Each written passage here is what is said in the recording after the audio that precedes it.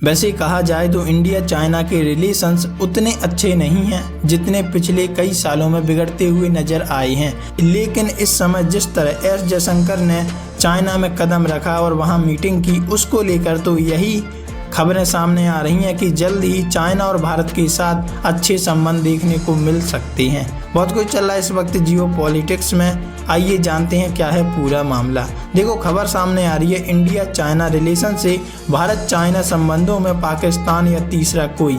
विदेश मंत्री एस जयशंकर ने ड्रैगन को दिया क्लियर मैसेज। अब ये क्लियर मैसेज क्या है और किस बात को लेकर है, ये इस वीडियो में अच्छे से जान जाओगे। भारत के विदेश मंत्री एस जयशंकर और चीन के पोलित ब्यूरो सदस्य वांग यी के बीच 14 जुलाई 2025 को हुई उच्च स्तरीय बैठक में हिस्सा लिया। इस दौरान भारत चाइना संबंधों की दिशा और प्राथमिकताओं को नए सिरे से परिभाषित करने का काम किया गया। वैसे कहा जाए तो पिछले कई महीनों से या सालों से कह लो, भारत और चाइना के रिश्ते काफी तनावपूर्ण रहे हैं। लेकिन इस संदर्भ में यही बात कही जा रही है कि दोनों देशों के रिश्ते और मजबूत होने वाले हैं आने वाले समय में। जयशंकर ने वांग यी से स्पष्ट रूप से कहा कि भारत चाइना द्विपक्षीय संबंध केवल दोनों देशों के आपसी हितों पर आधारित होंगे, मतलब दोनों देशों को इसमें फायदा मिलने वाला है। पाकिस्तान या किसी अन्य तीसरे देश की इसमें कोई भूमिका नहीं रहेगी। यह बयान खास तौर पर इसलिए महत्वपूर्ण है क्योंकि चाइना पाकिस्तान के 81% सैन्य उपकरणों का सप्लायर है और चाइना यही चाहता है कि पाकिस्तान को हम जितने ज़्यादा हथियार बेच सकते हैं उतना बेचें, क्योंकि इससे हमारी इकोनॉमी ही बूस्ट होगी।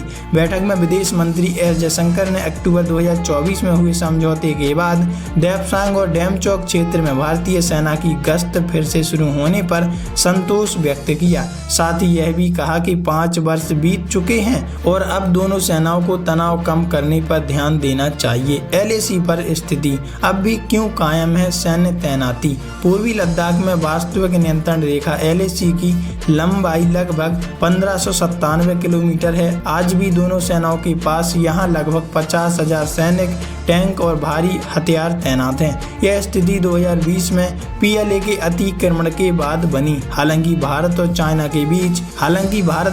के बीच कई दौर की सैन्य और कूटनीति बातचीत हुई, फिर भी जमीनी स्तर पर पूर्ण शांति नहीं आई। जयशंकर ने बैठक में कहा कि एक स्थिर सीमा दोनों देशों के बीच स्थिर संबंधों की आधारशिला है और यही बयां करती है कि दोनों देशों के बीच अच्छे संबंध स्थापित हों। चाइना की ओर से निर्यात प्रतिबंध और भारत की आपत्ति। बैठक में एस जयशंकर ने चाइना की तरफ से हाल ही में लगाए गए निर्यात प्रतिबंधों का मुद्दा भी उठाया। उन्होंने ऑटो उद्योग में इस्तेमाल किए जाने वाले चुंबकों और पोटेशियम नाइट्रोजन उर्वरकों में इस्तेमाल होने वाले खनिजों पर बैन लगाने पर सवाल किया।